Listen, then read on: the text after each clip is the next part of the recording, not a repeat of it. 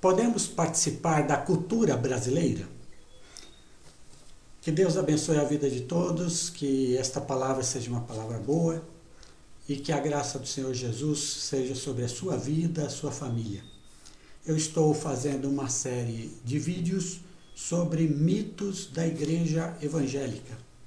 Já tratei do primeiro, que é se uma pessoa evangélica pode ser de esquerda. Já tratei do segundo, se alguém que se diz evangélico pode beber bebida alcoólica ou fumar. Já tratei dessas duas questões. E caso você tenha interesse, dá uma olhada lá. E hoje eu quero trabalhar a seguinte questão. Aquele que é evangélico, aquele que segue Jesus, ele pode participar ativamente da cultura do seu país, no nosso caso, da cultura brasileira? Isso pode ser feito ou devemos evitar participar da nossa cultura? A questão dos mitos que nós temos hoje vem da nossa colonização eclesiástica, nossa colonização religiosa. Nós evangélicos fomos colonizados nesse sentido pelos grupos de igrejas do sul dos Estados Unidos, que aqui enviaram seus missionários ainda no século XIX, e dessa forma foram enviados para converter a população não somente a Jesus Cristo, na visão que eles tinham, mas também converter àquela religião específica que eles seguiam. E ao trazer para nós este evangelho, também trouxeram seus costumes juntos, como se fosse uma coisa só. Evangelho e costumes, a mesma coisa, e trouxeram para cá. E é por isso que muito do nosso comportamento como evangélicos, quando nós olhamos hoje, nós entendemos que vieram desse nosso passado religioso. Então vamos à questão de hoje, se podemos participar ativamente da cultura brasileira. A resposta normal seria não. Não podemos participar. E isso se demonstra dentro da história pelo isolamento que os evangélicos sempre tiveram em relação à cultura, em relação às manifestações de povo da nossa sociedade.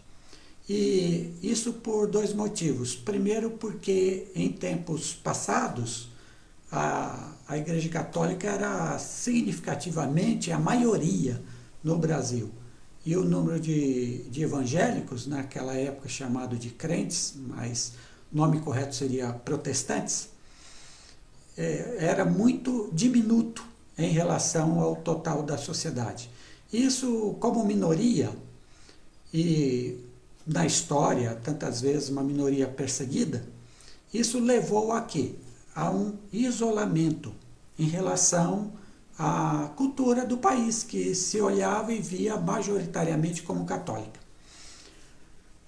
Além disso, vem a questão do costume, que foi trazido, que é nesse lugar aqui, nesse país nosso, o de nos isolarmos em relação à cultura. Por quê?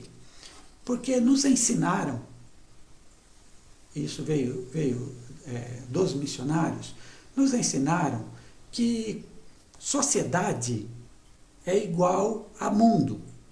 Então você pegava, por exemplo, 1 João 2, 15 a 17, que eu vou ler o 15.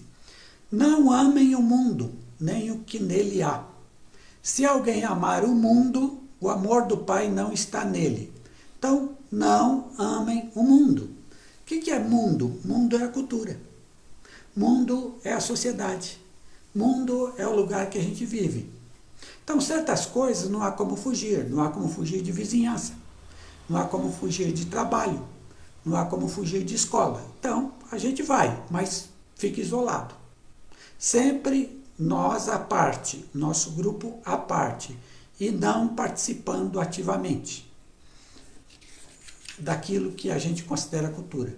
Então, na nossa cabeça, sociedade e mundo eram a mesma coisa. A mesma coisa. E eu sei disso porque eu vivi isso. Assim, mundo e sociedade era a mesma coisa. Nós não devíamos nos contaminar com o mundo, ou seja, nos associar com as coisas mundanas. Então, nós deveríamos ficar sempre de fora. Eu, espiritualmente, fui criado assim.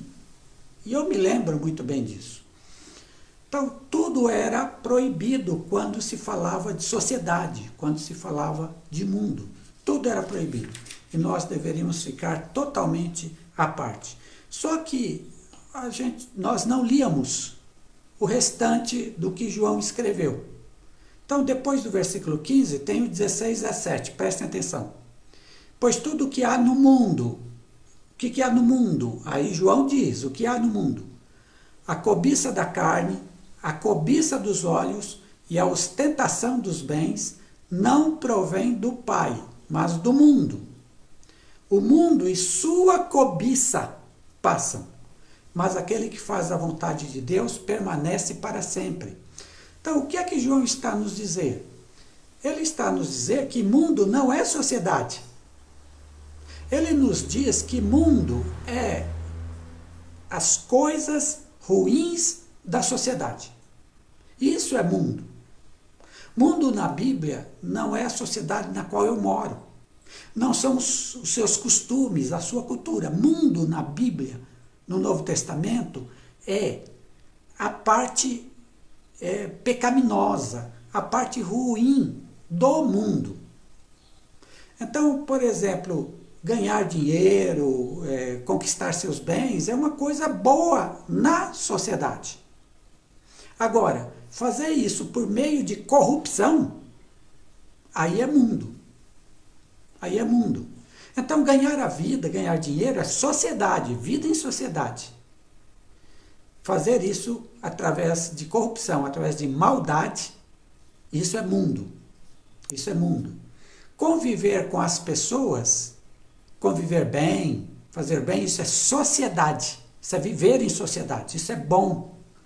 Agora, você, vivendo dentro da sociedade, é chefe de alguma coisa, humilha os outros, humilha os empregados, pisa neles, faz de tudo para que a vida deles seja muito ruim, muito difícil.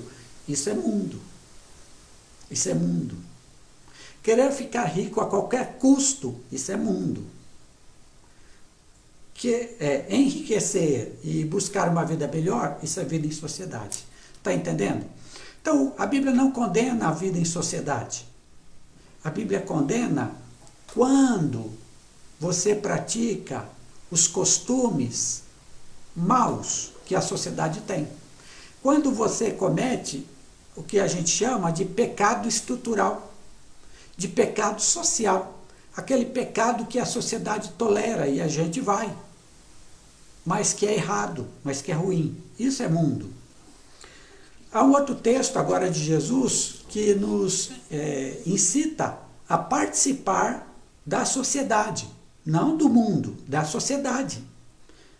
Jesus diz assim em Mateus 5,16: assim brilha a luz de vocês diante dos homens, para que vejam as suas boas obras e glorifiquem ao Pai de vocês que está nos céus. As boas obras são feitas para quem? Para a sociedade, para as pessoas que estão na sociedade. Logo, Jesus nos chama a viver a sociedade, dentro da sociedade, que na sociedade tem espaço para fazer coisas boas, para fazer boas obras, e isso é vida em sociedade. Portanto, Jesus nos conclama a participar ativamente da cultura da nossa sociedade. Nós somos brasileiros, a gente vive na cultura brasileira e cada vez mais devemos nos aprofundar, participar da nossa sociedade, da cultura da nossa sociedade. Muito bem, tendo dito essa parte, que eu acho muito importante, porque toda vez que a gente procurava participar de alguma coisa relativa à sociedade, alguém vinha e dizia, isso é coisa do mundo, não participe não.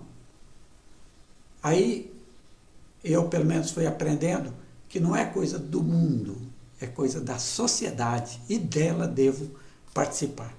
Então, por conta disso, nós que somos evangélicos, temos um ensino de que muitas coisas dentro da cultura brasileira nós não devemos participar. Essa é a mentalidade que está conosco. Não devemos participar.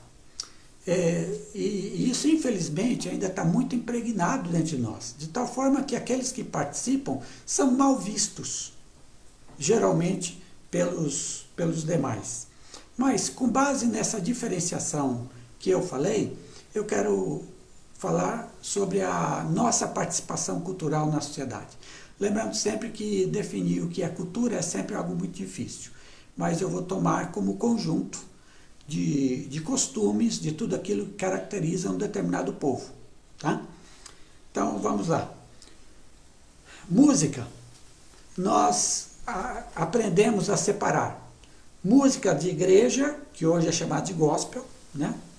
Veja, o nome americano ainda por cima. Música de igreja, que é para louvar a Deus, e música mundana, que não presta. Geralmente é assim. Música mundana não presta. E a que presta é a música para louvar a Deus. Essa não é uma visão boa dentro daquilo que eu acabei de falar. A música faz parte da cultura de um povo. Todos os povos têm música. E essas músicas, elas ajudam a formar a identidade de um determinado povo. Veja, os diversos grupos indígenas, eles têm suas músicas específicas, e isso une aquele povo. É uma das coisas que une, no nosso caso também. Na vida brasileira, você tem vários tipos de ritmos, né, dentro da música brasileira. Fiz uma série de vídeos sobre o Evangelho e a música popular brasileira. Se você tiver oportunidade, dá uma olhada lá, em que eu analiso 12 músicas e o que elas têm, a letra delas tem a ver com o Evangelho. Então, nós geralmente deploramos, porque não faz parte do ensino que nos foi passado, deploramos alguns ritmos, deploramos o samba, deploramos o funk, deploramos outros tipos de ritmos. E fazemos isso porque dizemos que isso é coisa do mundo, isso não é de Deus. Mas esses ritmos fazem parte da nossa sociedade. É aquilo que a gente chama de Brasil. E participar das músicas, dessas músicas, produzir esse tipo de música é algo muito bom e muito necessário. Eu estou convencido de que todos os ritmos são bons. Claro que uma pessoa gosta de determinados ritmos e não gosta de outros. Isso é questão pessoal. Isso aí tudo bem. Mas todos os ritmos, eles são bons, porque eles são uma invenção humana, uma invenção da cultura humana. Então, acho que todos os ritmos, eles podem ser apreciados. Agora, na questão da música, o que vale, isso eu entendo, é o que diz a letra. Isso é que vale. Porque há letras que são flagrantemente nocivas, ruins, que são um chamado ao pecado. E há letras que, de fato, exaltam aqueles sentimentos, aquelas atitudes que fazem parte do nosso desejo de ser povo. Sentimentos letras, né, que evocam justiça, que evocam o amor, inclusive o amor entre homem e mulher, né? O amor erótico, evocam a compaixão, colocam em xeque alguns valores da sociedade. Então, são músicas boas, no sentido da letra. Então, para mim, a questão da letra é fundamental. Mas todos os tipos de música. Por que é que não temos samba com letras que glorifiquem a Deus dentro das nossas igrejas? Nunca cantamos. Por quê? Exatamente por conta desses preconceitos que nós recebemos de lá. Dança. Dança é outra coisa. No meu tempo de juventude era proibido dançar. Era proibido. Veja que algumas igrejas já introduzem, na medida que há grupos de danças, né? Bem comportados ali nas igrejas. Mas dançar fora do contexto da igreja faz parte também da nossa cultura. Então, se você é uma pessoa que dança, creio eu que não, em nenhum momento você prejudica a sua espiritualidade com isso. Mas é uma participação dentro daquilo que é a igreja. Então há esses cursos, né, muitas vezes ligados a aeróbico, de dança, zumba, sei lá o nome, e outras coisas mais. Você pode participar? Pode, sem problema algum. Aprender a dançar? Pode sim, na minha visão sim. Faz parte dessa cultura e nada prejudica. Mas a dança pode ser usada para fins eróticos errados. Bom, mas aí é da pessoa que usa para esse fim. A dança é sempre algo que caracterizou a nossa sociedade. E creio eu, sem problema, em uma pessoa dançar, aprender a dançar. O que vai valer é a atitude pela qual ela dança. Mas faz parte da cultura. Outra coisa, as artes. São pouquíssimos os artistas evangélicos que conseguem expressar na arte os valores que nós cremos. Pouquíssimos se dedicam à pintura, à escultura e a qualquer outra das artes. É algo impressionante. Então, por que isso? Porque nós sempre fomos alienados da cultura. Mas que bom se a gente tivesse um grupo grande de pessoas evangélicas e que, de fato, trabalhassem a questão da arte, né? Então, as artes é outra necessidade. Ainda em termos de cultura, participar de grupos que trazem a melhoria para a população e para o país. Como temos poucos participando, por exemplo, de associações. Há associações para todo tipo de coisa na sociedade. Defender o meio ambiente, ajudar os pobres, trabalhar questões políticas e por aí vai. Mas, geralmente, nós evangélicos, associações de bairro, para ajudar o bairro ali a melhorar, nós evangélicos não participamos de nada que é associação, no sentido da sociedade. Nada. Por quê? Porque, novamente, esse estigma fica isolado da sociedade. Mas deveríamos ter líderes que são pessoas evangélicas, líderes de associações, líderes de sindicatos. Então, fazer parte de um sindicato parece que é a pior coisa que possa existir, é abandonar a fé. Não, é a defesa de um grupo de trabalhadores, de uma determinada classe de trabalhadores. É defendê-los, para que tenham condições melhores de trabalho, melhor remuneração, melhor vida. Mas nós não temos muitos líderes evangélicos que sejam, por exemplo, líderes de sindicatos, né? De associações trabalhistas que visam o trabalho, de ONGs, né? A gente não tem líderes evangélicos, por exemplo, que trabalhem com ONGs que defendam o meio ambiente.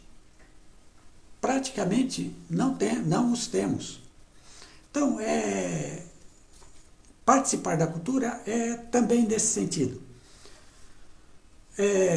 gente que se destaque pela defesa dos direitos humanos.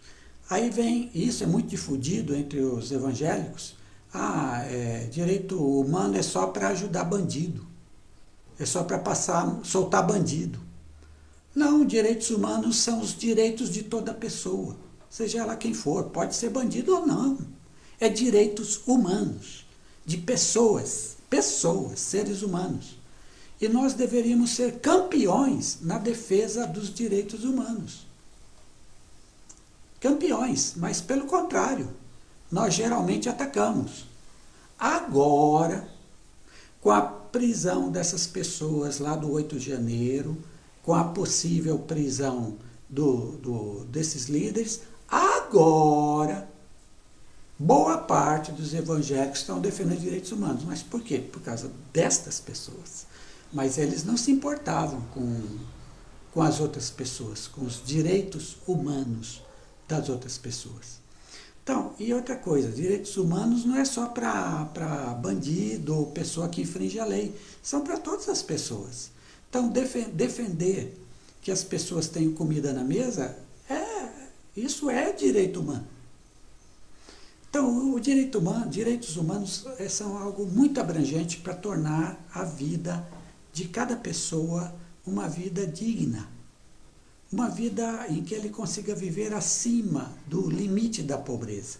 É isso. E deveríamos ter muitas pessoas participando ativamente de grupos que defendem os direitos humanos e grupos que defendem a democracia. Parece que assim, a discussão sobre democracia, sobre política é um negócio distante de nós, um negócio lá longe, os outros que se preocupem com isso. Não, somos nós que devemos nos preocupar com a democracia e vivê-la de uma forma plena. Então, eu vou falar sobre isso ainda uma outra vez.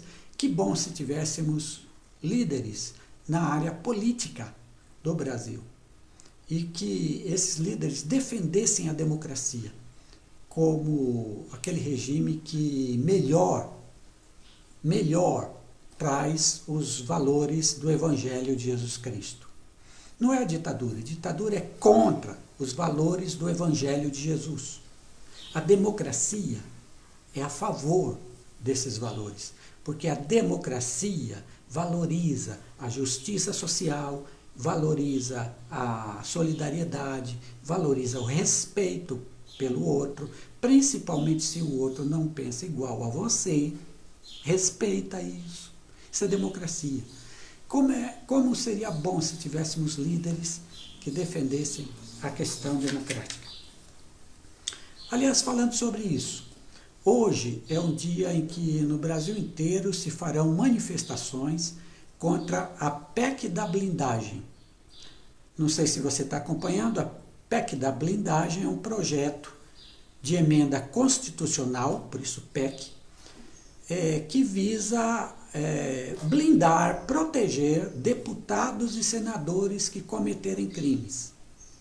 Então, nesse projeto, eles só serão processados criminalmente se as casas onde eles pertencem, ou a Câmara ou o Senado, se eles aprovarem em conjunto que tal deputado ou tal senador pode sofrer aquele inquérito penal, aquele processo penal. Se a Câmara ou o Senado não aprovar, não pode.